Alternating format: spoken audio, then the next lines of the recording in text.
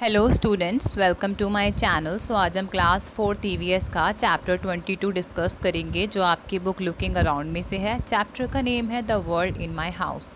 सो इसका first question देखते हैं। In in your home to do people quarrel over fans, TV, newspaper, chairs और anything else?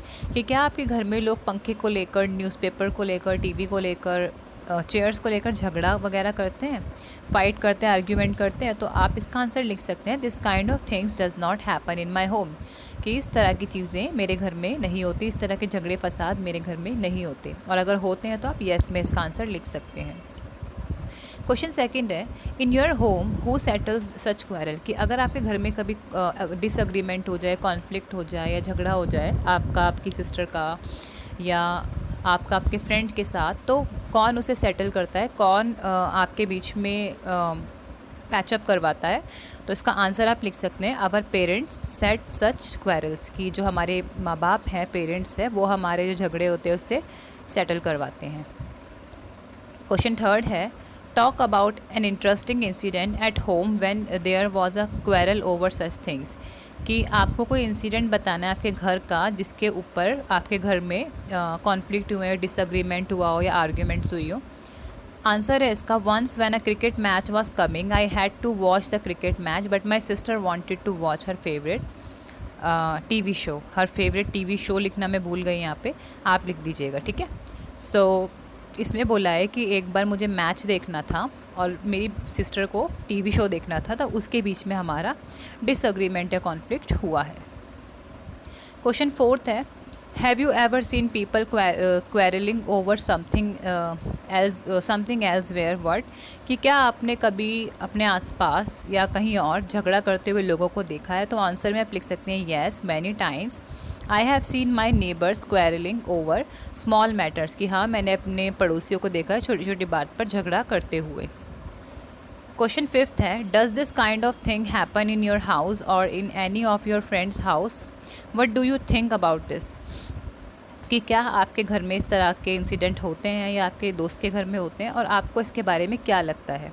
तो आप इसका आंसर लिख सकते हैं, this kind of things does not happen either in my और my friends house but this type of things is discrimination between boys and girls. I also think this is not fair. Okay, ये आपका story में से question है जिसमें दो भाई बहन होते हैं, तो बहन को ऐसा बोला जाता है। आपकी ये जो स्टोरी है ना इस चैप्टर की, उसमें एक इंसिडेंट है जिसमें जो सिस्टर होती है उसकी, उसे बोला जाता है कि आप इवनिंग होने से पहले घर आ जाना, ठीक है। उसको एक पर्टिकुलर टाइम दे दिया जाता है कि इस टाइम से पहले आप घर आ जाना। और जो उसका ब्रदर होता है उसे बोला जाता है कि आप खेल सकते हो लेट तक भी। तो इसके रिगार्डिंग ये क्वेश्चन आपसे पूछे कि क्या आपके घर में भी इस तरह का कुछ ऐसा होता है जिसमें आपकी सिस्टर के साथ या आपके घर की फीमेल्स के साथ डिस्क्रिमिनेशन किया जाता है? तो आप लिख सकते हैं कि this kind of thing does not happen either in my house और my friends house but this type of things is discrimination between boys and girls. I also think this is not fair. कि ये चीज़ें हमारे घर में नहीं होती है, लेकिन ये क्या चीज़ है, ये डिस्क्रिमिनेशन है, ये भेदभाव है लड़का लड़की का, और मुझे नहीं लगता कि ये एक अच्छी बात है, ठीक है। उसके बाद क्वेश्चन सिक्स है, do you think that there should be different rules for girls and boy, women and man? कि क्या आपको लगता है कि लड़का और लड़कियों के लिए अलग अलग रूल्स होने चाहिए? तो आंसर में आप लिख सकते हैं, no rules should be same for women and man. कि जो वीमेन एंड मैन है दोनों के लिए ही जो रूल्स होते हैं वो सेम होने चाहिए। क्वेश्चन सेवन है, think what would happen if girls had to follow rules made for boys and boys had to follow rules made for girls? कि क्या हो अगर लड़कियों को लड़कों वाले रूल्स फॉलो करने पड़े और लड़कों को लड़कियों वाले रूल्स फॉलो करने पड़े? तो आंसर में आप लिख सकते हैं, if it happens so girls would be in less restrictions than boys and boys life style would be quite difficult. कि अगर ऐसा होता है तो जो गर्ल्स होंगी उन्हें ज़्यादा आज़ादी मिलेगी, उन पर कोई लिमिटेशन या रिस्ट्रिक्शंस नहीं होंगे।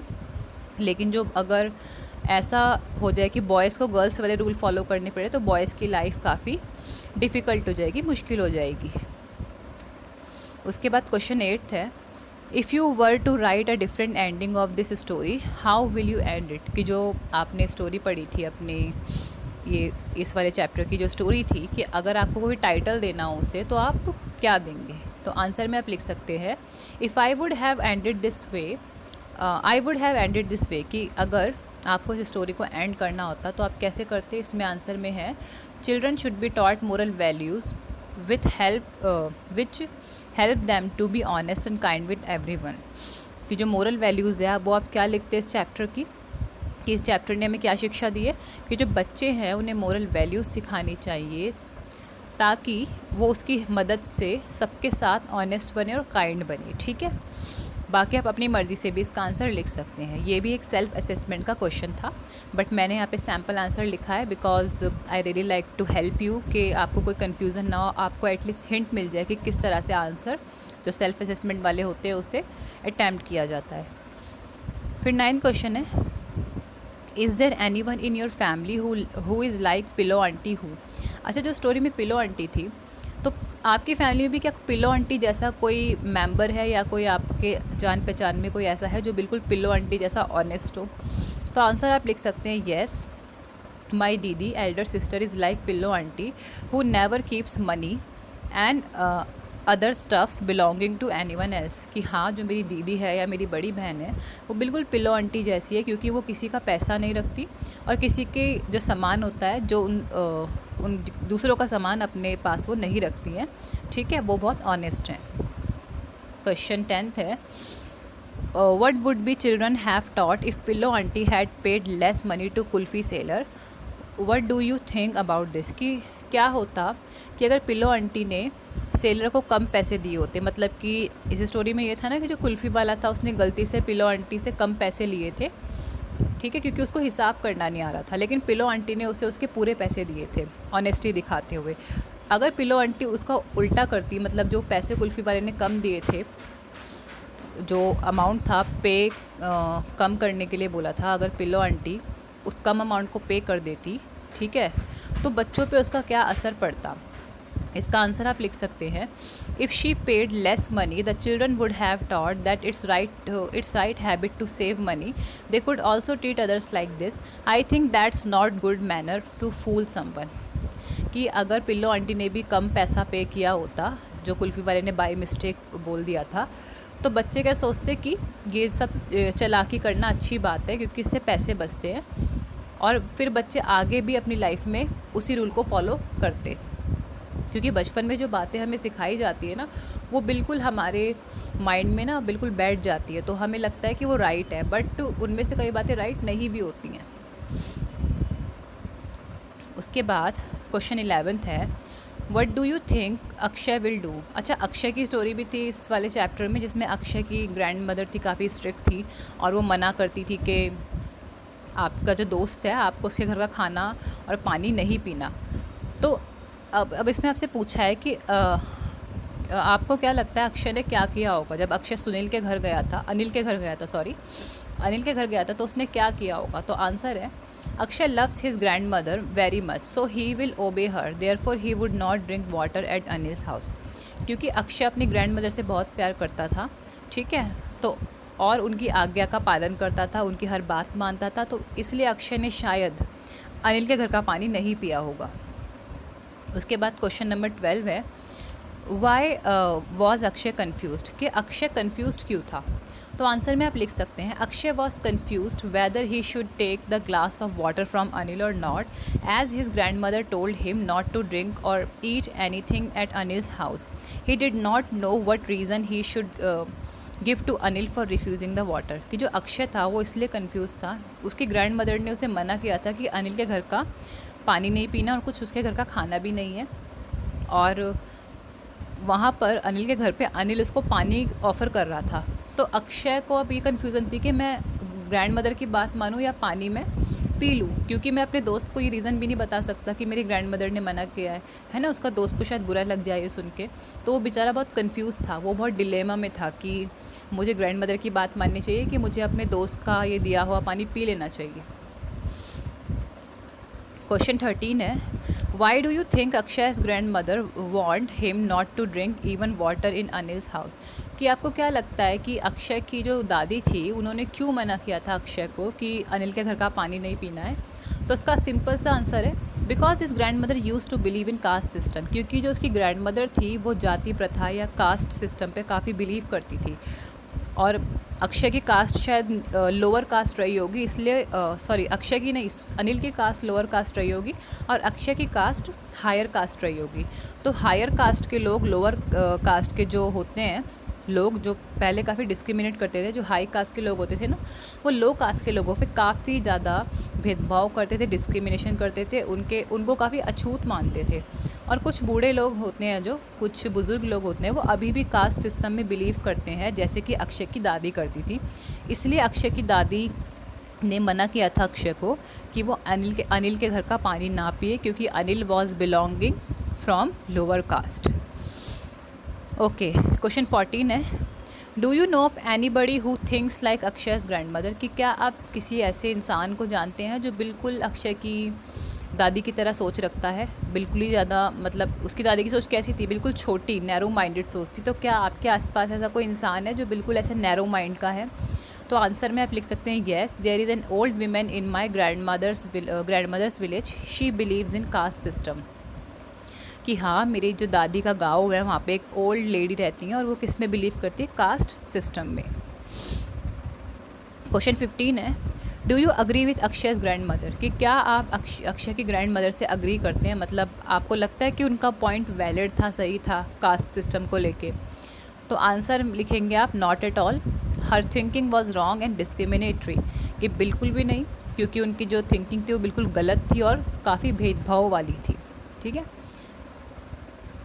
What do you think Akshay should do? तो आपको क्या लगता है, आपके हिसाब से अक्षय को क्या करना चाहिए था? तो आंसर में आप लिखेंगे he should drink the water as he was thirsty. कि अक्षय को पानी पी लेना चाहिए क्योंकि वो प्यासा है, उसे प्यास लगी है, तो ऑब्वियसली उसे पानी पी लेना चाहिए। फिर वो पानी कहीं से भी उसको मिल रहा हो, और जो पानी उसे मिल रहा था वो एक घर का पानी था ना, वो तो साफ़ ही होगा, उसमें थोड़ी ना कोई वो पॉल्यूटेड वाटर होगा जो वो ना पिए। तो अक्षय को पानी पी लेना चाहिए था। If you were in Dhondu's place what would you do? कि अगर आप धोंदू की जगह पर होते तो आप क्या करते? अब धोंदू की भी स्टोरी में से क्वेश्चन है कुछ, वो देख लेते हैं फटाफट। आंसर है इसका I would do like धोंदू did, कि मैं भी वही करता जो धोंदू ने किया था। ठीक है, धोंदू के फैमिली में कोई ऐसा फैमिली मेम्बर था, उसके शायद ताया जी थे जो काफ़ी डोमिनेटिंग थे, और धोंदू उनके अगेंस्ट हमेशा रहता था, और उनके अगेंस्ट जाके उनकी क्या क्या कहते हैं, उनके डिसीजंस के अगेंस्ट जाके उसने अपना खुद ब खुद अपने आप को सेटल डाउन किया, ये सब। सो ये स्टोरी थी धोंदू की। एंड आपसे पूछा है कि अगर आप धोंदू की जगह होते तो आप क्या करते? तो आप भी वही करते जो उसने किया, because he was right at his place. ठीक है, हम हमेशा अपने अपने घर के, ज़रूरी नहीं है कि अगर वो बड़े हैं तो वो हमेशा सही बोल रहे हो, कभी कभी उनकी बातें गलत भी होती हैं, और हमें उनकी गलत बातों पर हमें अग्री नहीं करना चाहिए। हमें खुद के भी डिसीज़न लेने चाहिए लाइफ में जो हमें लगता है कि सही है। ठीक है। क्वेश्चन 18 है, has it ever happened with you that you wanted to do something but the elders in your family did not allow you? कि आपके घर में कभी ऐसा हुआ है कि आप कुछ करना चाहते हैं और आपके फैमिली मेम्बर ने आपको अलाउ ना किया हो, या बड़े जो घर के बड़े बुज़ुर्ग होते हैं उन्होंने आपको अलाउ ना किया हो? तो आंसर में आप लिख सकते हैं yes they did so when my decision was wrong. कि हाँ, उन्होंने ऐसा किया है, लेकिन तब किया है जब मेरा डिसीज़न गलत था। ठीक है, जैसे कि आप कोई रॉन्ग डिसीज़न लेते हैं और तब वो आपको रोकते हैं, तो तब बिल्कुल उनकी बात सही है। लेकिन जब आप कोई राइट डिसीज़न ले रहे हैं और तब वो आपको रोक रहे हैं, तो वो गलत है। ठीक है। क्वेश्चन 19 है, who takes important decisions in your family, what do you feel about it? कि आपकी फैमिली में जितने भी इंपॉर्टेंट डिसीजंस होते हैं वो कौन लेता है और आपको क्या लगता है इस बारे में? तो आंसर में आप लिख सकते हैं usually my parents take important decision in my family jointly, I feel they are right. कि मेरी फैमिली में जो मेरे पेरेंट्स हैं दोनों, मम्मी पापा, वो दोनों डिसीज़न लेते हैं और उनके डिसीज़न मुझे सही लगते हैं।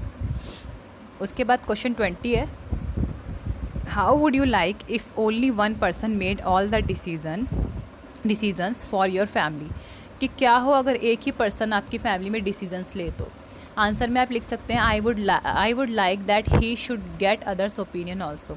कि मैं चाहूँगा या चाहूँगी कि वो दूसरों का भी ओपिनियन सुने। ठीक है। उसके बाद क्वेश्चन नंबर 21 है, have you ever dislike somebody's touch, whose touch did you dislike?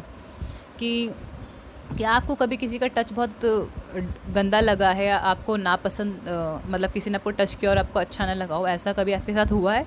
तो आंसर में आप लिख सकते हैं yes sometimes when I travelled in the bus और train I dislike if someone touches me. कि हाँ, कभी कभी जैसे मैं बस और ट्रेन में ट्रैवल करता हूँ और कोई स्ट्रेंजर मुझे टच करता है तो मुझे बहुत ज़्यादा बुरा लगता है। ठीक है, तो यह आपकी स्टोरी में से है जिसमें ऋतु की स्टोरी थी, ऋतु और उसकी फ्रेंड मीना की। एंड ये जो स्टोरी थी ये बैड टच और गुड टच के बारे में थी, तो उसमें से अब सारे क्वेश्चन स्टार्ट हो रहे हैं। ठीक है, नेक्स्ट क्वेश्चन देखते हैं उसी स्टोरी में से। If you were Ritu's place what would you do? कि अगर आप ऋतु की जगह होते तो आप क्या करते? ठीक है, तो आंसर में आप लिखेंगे I would stop going to Meena's home. कि अगर मैं ऋतु की जगह होती या होता तो मैं मीना के घर जाना बंद कर देता। एक्चुअली में जो ऋतु थी और मीना थी दोनों फ्रेंड्स थे, बट जो ऋतु है वो मीना के घर खेलने जाती थी और जो मीना के अंकल थे वो ऋतु को बैड टच करते थे और ऋतु को बिल्कुल भी अच्छा नहीं लगता था। तो ऋतु ने मीना के घर जाना बंद कर दिया था। और अगर आप भी अपनी लाइफ में इस तरह का कुछ फेस करें तो आप अपने पेरेंट्स को ज़रूर बताइए। ठीक है, अपने टीचर्स को ज़रूर बताइए, बिकॉज़ बेटा ये जो होता है ना ये चाइल्ड अब्यूज़ होता है। जब आप एक बच्चे होते हो आपको सही गलत की पहचान नहीं होती, बट एक गुड टच बैड टच होता है। जब आपको कोई टच करता है तो आपको अगर जैसे कि आपको कोई टच कर रहा है एंड आपको वो टच बहुत बुरा लग रहा है तो आप तुरंत जाके अपने पेरेंट्स को बताइए कि उस फलाना इंसान ने मुझे टच किया और मुझे वो बिल्कुल अच्छा नहीं लगा उसका इंटेंशन। ठीक है, आपको अवेयर होना बहुत ज़रूरी है बच्चे, क्योंकि आप बहुत छोटे बच्चे हैं। आपकी इनोसेंस का फ़ायदा उठाने वाले बहुत सारे लोग हैं सोसाइटी में, इवन आपके रिलेशंस में भी। सो आपको ध्यान रखना चाहिए और इसीलिए आपकी बुक्स में ना ये सब स्टोरीज़ दी जाती है ताकि आपको पता चले कि गुड टच बैड टच क्या होता है, चाइल्ड अब्यूज़ क्या होता है, या हैरेसमेंट क्या होती है। ठीक है, या डिस्क्रिमिनेशन क्या होता है। जितने भी इस चैप्टर में हमने प्रॉब्लम्स पढ़ी, इश्यूज़ पढ़े हैं, ये आपको अवेयर करने के लिए है। और इसमें सबसे ज़्यादा मेन अगर मैं बात करूँ तो आपको इस इशू पर ध्यान देना चाहिए, क्योंकि आजकल बच्चों के ख़िलाफ़ या चिल्ड्रन से रिलेटेड ना क्राइम बहुत बढ़ गए हैं और आपको अवेयर रहने की बहुत ज़रूरत है। ठीक है, तो वापस टॉपिक पे आते हैं। मैं कुछ ज़्यादा ही एक्स्ट्रा में मैंने आपको समझा दिया, सो वापस आते हैं। ओके, सो क्वेश्चन नंबर 23 है what else can be done when such things happen discuss. कि क्या हो अगर इस तरह की चीज़ें हो, मतलब कि अगर गुड टच बैड टच, अगर कोई बैड टच कर रहा है किसी बच्चे को तो उस बच्चे को क्या करना चाहिए। इस तरह के जब चाइल्ड अब्यूज़ की जो मैटर हो जाता है तो उसमें क्या करना चाहिए। तो आंसर है इसका one should discuss it with one's parents. कि हमें अपने पेरेंट्स से बात करनी चाहिए। जैसे कि मैंने बताया था, आप अपने पेरेंट्स से बात कर सकते हैं, आप अपने टीचर्स से बात कर सकते हैं, आप जिस पे बिलीव करते हैं, जो आपको लगता है कि इस पर्सन पे मैं ट्रस्ट कर सकता हूँ या सकती हूँ, आप उससे बात कर सकते हैं। और चाइल्ड हेल्पलाइन नंबर पे भी आप बता सकते हैं अपनी बात को। ठीक है, क्वेश्चन 24 है everybody's touch is not the same. Ritu did not like it when Meena's uncle held her hand, but she liked to hold Meena's hand. Why do you think there was this difference? कि सबका touch same नहीं होता है ना। जैसे कि जब रितु के अंकल मीना को टच करते थे तो जब मीना के अंकल रितु को टच करते थे तो रितु को बहुत गंदा लगता था, और जब मीना उसका हाथ पकड़ती थी तो रितु को अच्छा लगता था। तो ये डिफरेंस क्यों होता है? तो आंसर है इसका some people do not like all people, that is why this type of difference are seen. कि ऐसा होता है कि हम सब पे ट्रस्ट नहीं कर सकते है ना, हम सब पे भरोसा नहीं कर सकते। हम नहीं जानते कि सामने वाले की इंटेंशन क्या है, और जब वो ट्रेस पासिंग करता है, इट मीन्स कि जब वो आपकी प्राइवेसी या आपकी मर्ज़ी के बिना आपको कोई टच कर रहा है, आपको कोई उल्टा सीधा बोल रहा है, तो ऑब्वियसली आपको बुरा लगेगा। वो एक तरह का वॉयलेंस भी है और आपको इस वॉयलेंस को तुरंत रोकना चाहिए। ठीक है, क्योंकि हर कोई सेम नहीं होता। जैसे आपके मम्मी पापा जब आपको टच करते, हक करते हैं तो आपको बहुत अच्छा लगता है, बट अगर कोई स्ट्रेंजर इंसान है, कोई आपके अंकल है जो आपको इनअप्रोप्रिएटली टच कर रहे हैं तो आपको बहुत बुरा लगेगा वो। तो हर किसी का टच सेम नहीं होता, क्योंकि हम हर किसी को नहीं जानते, हम हर किसी को पसंद नहीं कर सकते। ठीक है, और हमें नहीं पता कि हर किसी के साथ फ्रैंकली होना हमारे लिए सही है या नहीं है, ठीक है। जैसे कि बेचारी जो रितु थी, जब वो मीना के घर गई तो उसके अंकल ने उसको बैड टच करने की कोशिश की, which Ritu did not like. So students, इसी के साथ आपके इस चैप्टर के क्वेश्चन आंसर्स फिनिश होते हैं। आई होप आपको समझ में आए होंगे, एंड अगर आपको वीडियो इन्फॉर्मेटिव लगे तो आप इसे अपने क्लासमेट्स के साथ ज़रूर शेयर कीजिए, ठीक है। मैं आपसे मिलती हूँ नेक्स्ट वीडियो में, जब तक के लिए बाय बाय।